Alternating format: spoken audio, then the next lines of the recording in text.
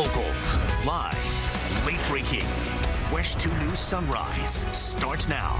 All right, it is Thursday morning, and we hope it's off to a good start for you. Thank you for joining us here for WESH 2 News Sunrise. I'm Jason Guy. And I'm Meredith McDonough. Let's start with a check of your forecast. First warning meteorologist Kellyanne Clash joining us now. And Kellyanne, Central Florida is under an excessive heat warning for the second day in a row. Yeah, it is going to be a hot afternoon, and already this morning, despite the clear and calm conditions, we're still feeling warm. We feel a lot more like 88 degrees in Orlando, 89 in Kissimmee, 92 in Sanford, 87 degrees in DeLand, 86 in New Smyrna Beach, and it feels a lot more like 83 in Wildwood. But look at what happens as we go through late morning, 10 a.m. It's going to feel like 103 degrees in Orlando, 106 in Palm Coast, 102 in New Smyrna Beach, and 107 in Ocala. Then right around 3, 4 o'clock, we're going to feel like 109 to 114 degrees. That's why most of Central Florida, with the exception of the I-75 corridor, is under an excessive heat warning starting at 11 o'clock this morning, and that's going to go until 8 o'clock this evening. A couple of high, thin cirrus clouds filtering in. Overall, though, we have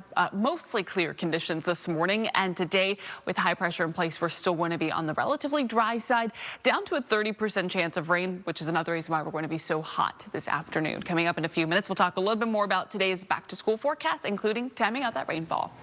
And Kellyanne, as you mentioned, it is the first day of classes for students in 8 of our 9 Central Florida counties. We know lots of families are waking up with butterflies in their stomach and excitement for the year ahead. Coming up in the next half hour, we begin our live team coverage. We'll have crews in places across multiple school districts getting you prepared for the day and year ahead. Sonica Dange and Sheldon Dutez will join us on set with the changes students and parents need to know.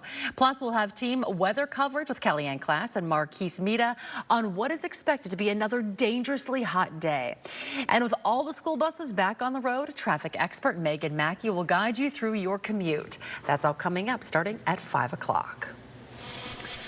Developing this morning, Governor Ron DeSantis suspended State Attorney Monique Worrell from her position of overseeing cases in Orange and Osceola counties. For months now, DeSantis has criticized how Worrell's office prosecuted certain crimes. He accused her of failing to prosecute key cases, leaving violent criminals on the streets, including the man who shot 2 Orlando police officers. Former Judge Andrew Bain now replaces Worrell as interim state attorney. WESH 2 Summer Knowles sat down with Worrell yesterday for an exclusive interview about Governor Ron DeSantis' decision. Did this come out of nowhere? Were you expecting this? What was your reaction in that moment while you're driving into work? I'd been expecting it all along, so it wasn't a surprise. I didn't know it was going to happen this morning. Some of Governor DeSantis' reasoning was, quote, a pattern of practice to avoid minimum mandatory sentences. But Worrell says the governor is the one who should be removed. Worrell told us she thinks DeSantis' motive is that he wants to show his power. Republicans WESH 2 News talked with say the governor replaced Worrell for one important reason: public safety. After making a careful, methodical determination, Governor DeSantis decided that she wasn't doing the job, and he's used his powers to remove her.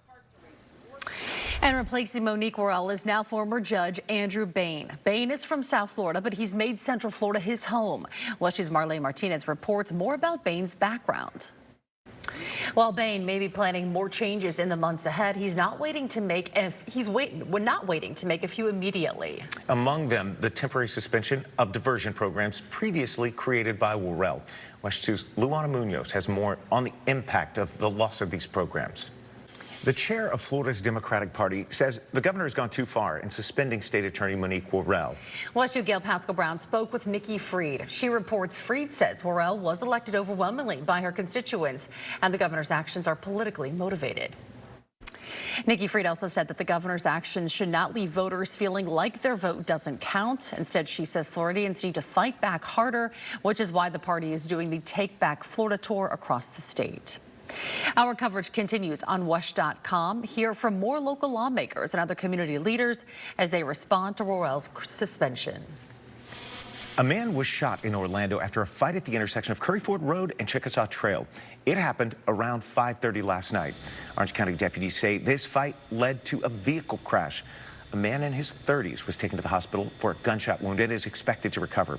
A man in his 50s suffered minor injuries. Police have not said if either man will face charges. In Orange County, a 2-alarm fire at a condo in the Rosemont neighborhood is being investigated as a possible case of arson. This blaze broke out at the building on South Lake Orlando Parkway. Crews were called in just after 9 last night. No injuries have been reported, and at this point, there's no word on how many apartment units were impacted. This morning, the Central Florida Tourism Oversight Board is asking a federal court to toss out Disney's lawsuit against the board. In a filing yesterday, the board said the court should either abstain from or dismiss the lawsuit.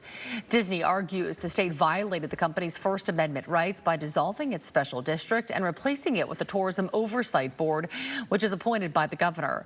Now, that happened after Disney criticized Florida's so-called Don't Say Gay bill. Disney Plus will soon join Netflix in cracking down on password sharing starting next year in order to, quote, grow the business. That announcement came from Disney CEO Bob Iger on an earnings call last night. They are also going to raise the price from $10.99 a month to $13.99 starting on October 12th. The streaming service also lost subscribers in the U.S. and Canada, but added overseas subscribers. The same is true of its parks. Disney World attendance is down, but growth at overseas theme parks helped to offset revenue loss from Disney World.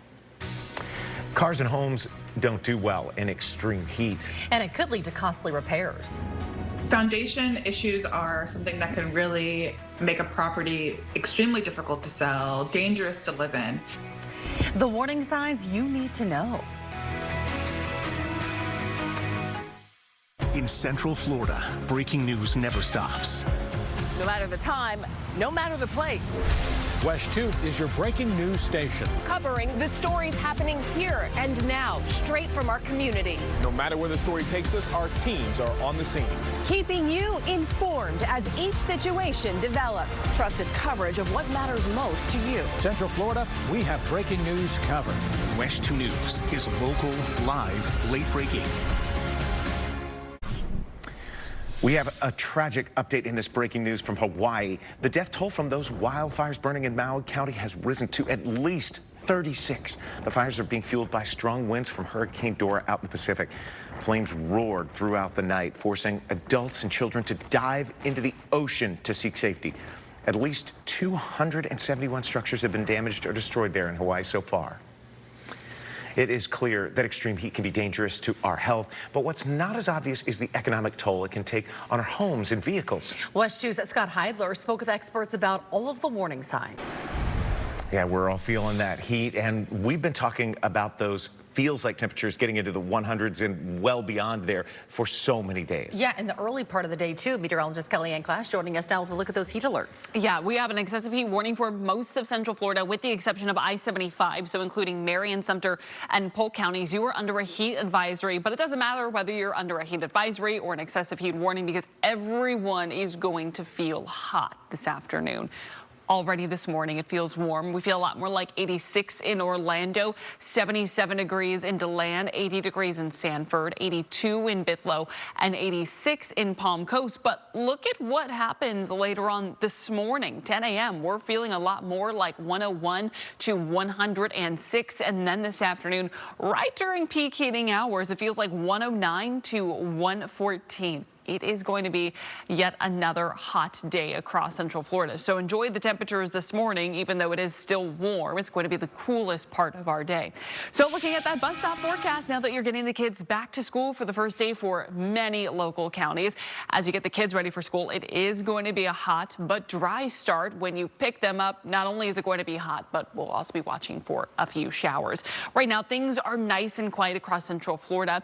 As we look towards this afternoon, just like the past couple of days, it's just a few isolated showers developing east of I-75. 1:30, a couple of pop-up showers leading to scattered rainfall along I-4 and areas southeast right around 3, 4 o'clock. A couple of thunderstorms up and down I-95 lingering through 6 and 7.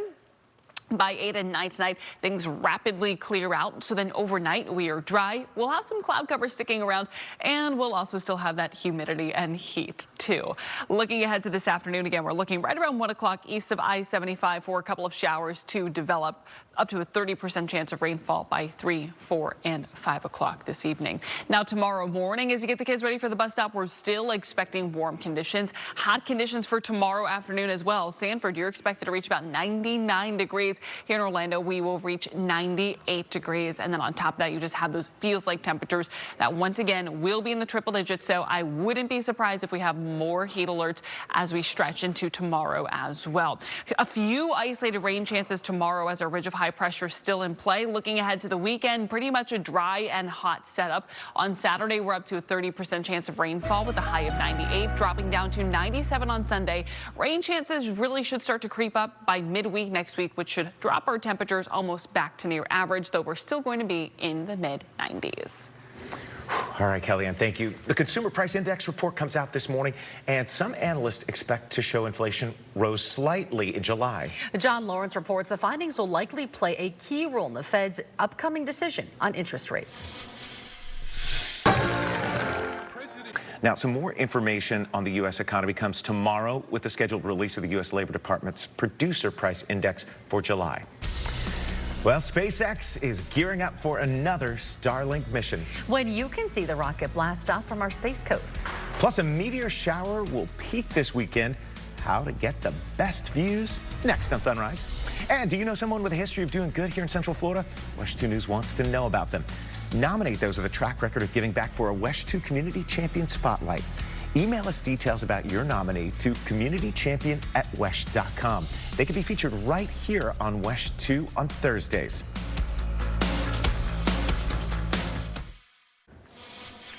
SpaceX is getting ready for its third Starlink mission this week and the second from our Space Coast. It's set to send up a Falcon 9 rocket tonight. The launch is set for 9:55 at the Cape Canaveral Space Force Station. This is going to be a special weekend for stargazers. The Perseid meteor shower will peak Saturday and Sunday. Dozens of meteors are expected to zoom through the sky every hour. To get the best views, you'll need to get an area with little to no light pollution and hope that it's a cloud-free evening. The meteor shower continues through September 1st. New on Sunrise, the country Kuwait has banned the movie Barbie, and Lebanon appears ready to do the same. Though the fantasy comedy is set for release in the two biggest Middle East markets, Saudi Arabia and the United Arab Emirates, so far Barbie has raked up more than $1 billion at the worldwide box office. All month long, WESH 2 is working with dozens of local animal shelters to find pets forever homes through our Clear the Shelters campaign. This morning, we have a brother-sister duo up for adoption. Aaron and Presley are 6-month-old black lab mixed puppies. Right now, they're at Lake County Animal Services. The pair can be shy at first, but quickly warm up to new people. Keep in mind, they're puppies, so they need adopters who have the time to train them and work with them. Both love the water and happily splash around in baby pools and in sprinklers. Aaron and Presley can be adopted together or separately. Either way, their adoption is free under the Lake County Clear the Shelters promotion. Full adoption details are on WESH.com right now. Just click Clear the Shelters. It's the first day of school for nearly all Central Florida districts. We have live team coverage from across 8 counties starting at the top of the hour.